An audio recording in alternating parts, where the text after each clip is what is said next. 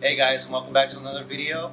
In this video, we're going to print some custom masks, and we're going to use transfer tape and a heat press. So stay tuned and let's go ahead and do some masks.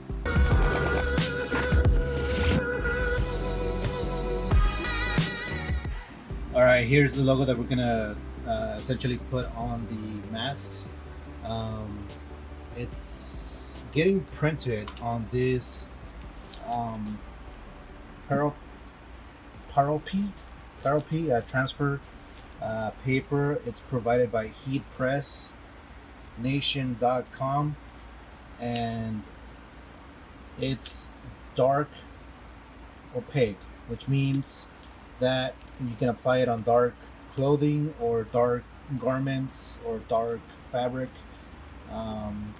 And essentially what I did was I don't want to have to see the white here, so I did an extension, or it's also called a bleed, of the black, and then I'm gonna come back with the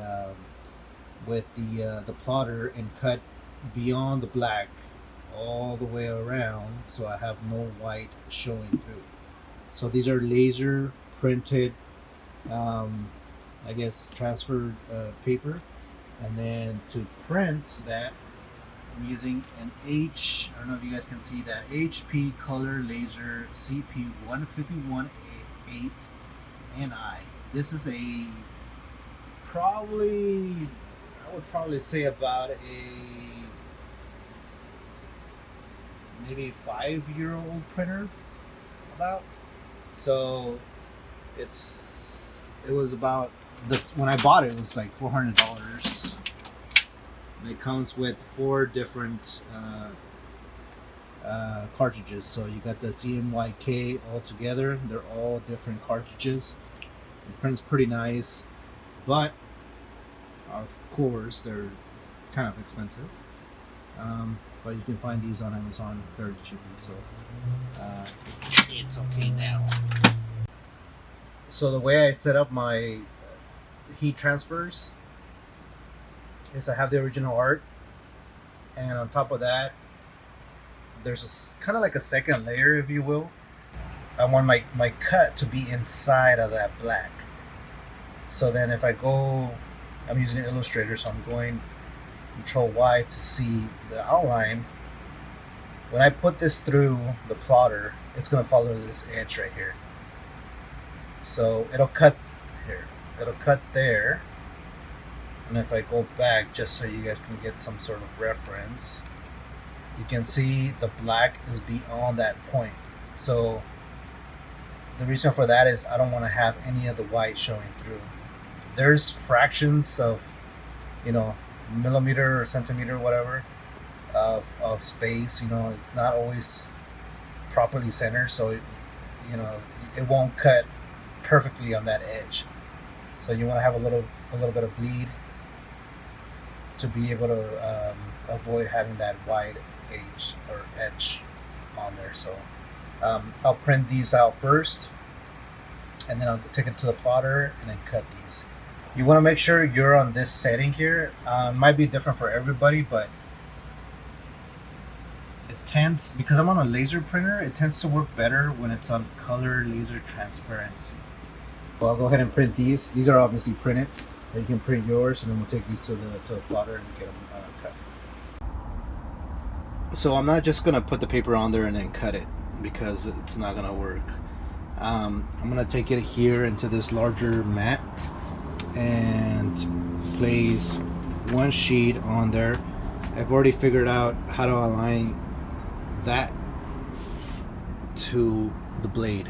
So let's go ahead and do that now, and I'll show you what I'm doing. There's a lot of other machines that actually do register the corner, and then everything's cut perfectly. I don't have that, so I have to do it manually. Luckily I figured out how to do that. So these mats come with a little tacky area that you can apply your paper or vinyl to be able to use smaller pieces on a large vinyl machine. This is getting, the tacky is getting like used up, so what I ended up using was this spray adhesive by McLogan. If you're in Southern California and you're a screen printer or do some crafts, you might be familiar with McLogan. Here in Anaheim, so I usually go to my Santa Ana McLogan, which is on Main Street, and got myself this spray adhesive here, so to help on my Mac because it's getting old.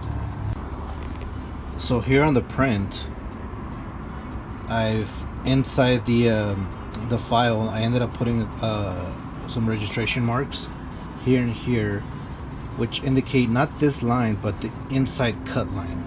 Okay, the one that we saw in there.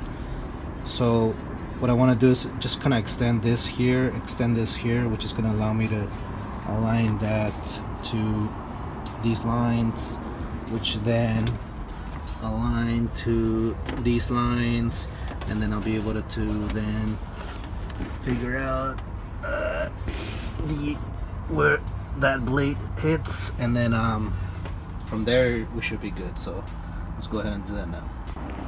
Alright, there it is mounted. So you can see this line aligns with that. This line aligns with that. And we'll take it to the machine and set it up. If you have a better system, then by all means let me know or share it with everybody else. And alright, so I dropped it in there. Right now it aligns there, from there. Let's see if I can do it from there to there. And then on the other side from,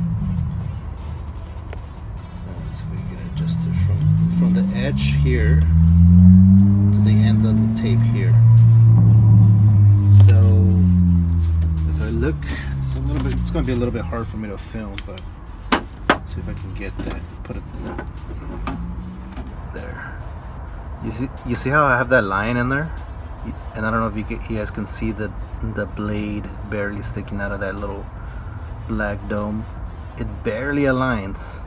The blade needs to go a little bit to the left, or the paper needs to go a little bit to the right. So I'm gonna adjust that. Let's see if I can get a little bit closer here. It's a little difficult to. There's the blade.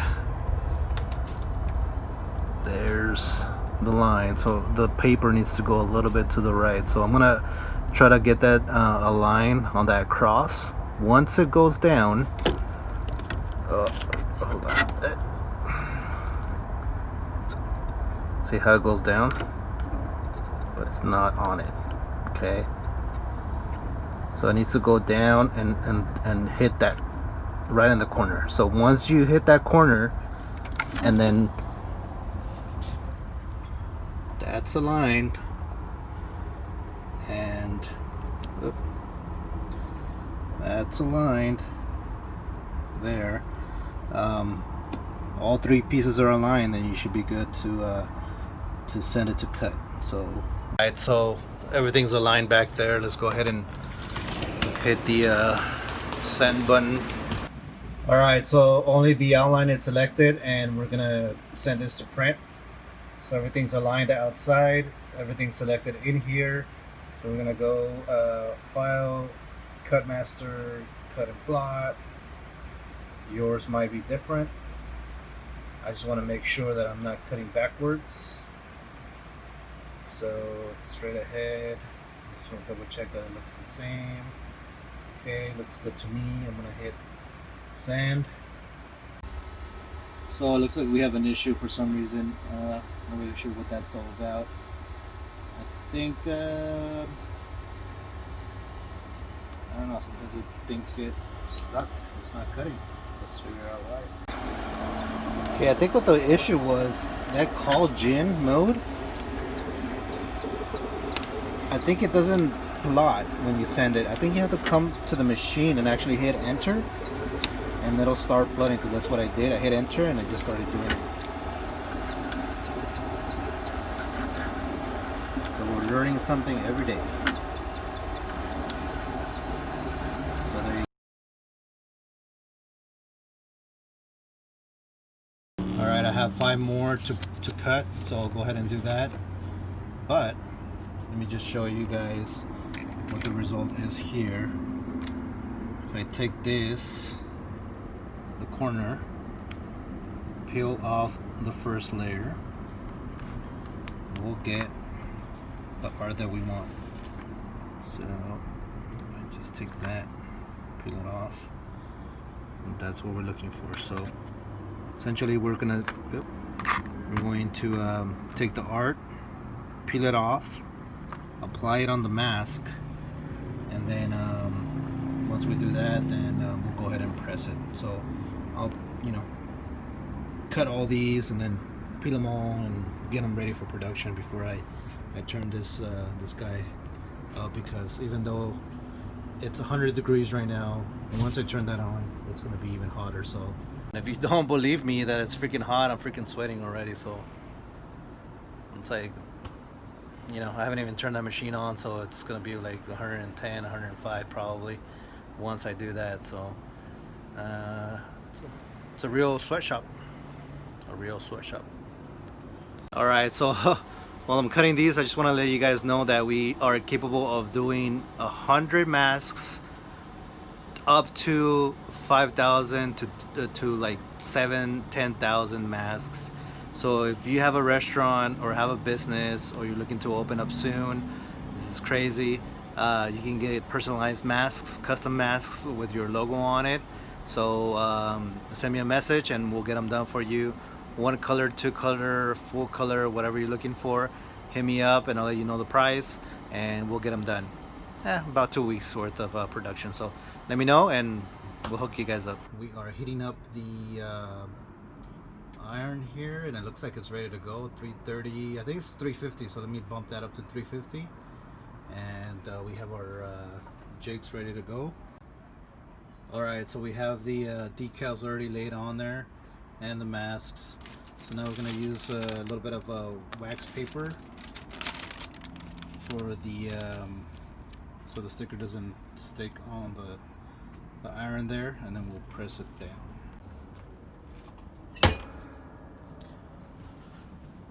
So 30 seconds is up and we're good to go.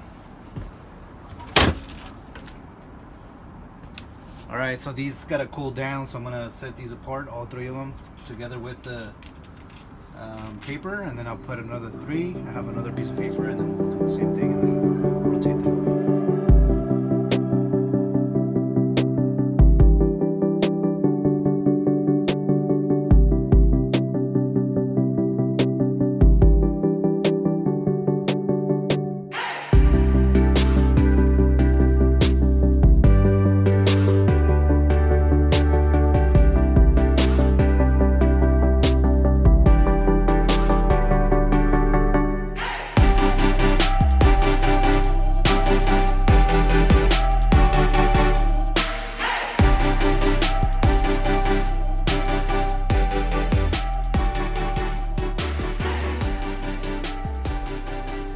Guys, that's gonna be it for this video.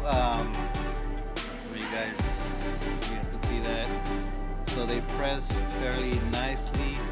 The first few I chose a different setting on the printer, which was not sticking on the paper. So I ended up going with, instead of the high-end HP laser option, we ended up going just with the regular laser transparency, and that showed up pretty nicely, as you can see.